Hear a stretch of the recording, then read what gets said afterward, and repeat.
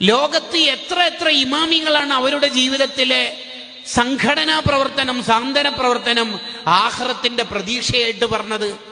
നായക്ക് വെള്ളം കൊടുത്തത്, പക്ഷിക്ക് ഗോതമ്പ് മണി എറിഞ്ഞു കൊടുത്തത്, പൂച്ചയെ തണുപ്പിൽ നിന്ന് അകറ്റിയത്. ഗ്രന്ഥങ്ങൾ എഴുതുമ്പോൾ ആ പേനയുടെ താഴ്ഭാഗത്തുള്ള മഷിത്തുള്ളി കുടിക്കാൻ വേണ്ടി വന്ന ഒരു ഈച്ചക്ക് മഷി കിട്ടിക്കോട്ടെ എന്ന് വിചാരിച്ചിട്ട് എൻ്റെ കിതാബ് എഴുത്ത് നിർത്തിയത് എൻ്റെ ജീവിതത്തിൽ ഏറ്റവും കൂടുതൽ ഉപകാരപ്പെട്ടു എന്ന് സൂഫി ചക്രവാളത്തിലെ ആദിബൻ ഹുജ്ജത്തുൽ ഇസ്ലാം അബൂ ഹാമിദുൽ ഗസാലി റളിയല്ലാഹു അൻഹു. എത്ര പേരാ പറഞ്ഞത് എൻ്റെ ഇൽമ കൊണ്ട് ഞാൻ രക്ഷപ്പെട്ടു എന്ന്? എത്ര പേരാ പറഞ്ഞത്? പഠിക്കണം.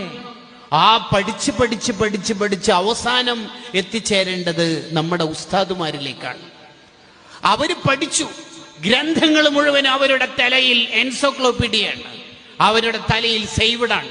എന്നിട്ടും പാവപ്പെട്ട ഒരു പെൺകുട്ടിയുടെ നിക്കാഹിന്, ഒരു പാവപ്പെട്ടവരുടെ വീടിന്റെ കുറ്റിയടിക്ക്, സാന്ത്വനത്തിന്റെ താക്കോൽദാനത്തിന്, ആംബുലൻസിന്റെ ഉദ്ഘാടനത്തിന്, SSFന്റെ SOSന്റെ മീറ്റിങ്ങിന്, സമ്മേളനത്തിന്റെ പൊതുപരിപാടികൾക്ക് അവർ പോകുന്നു.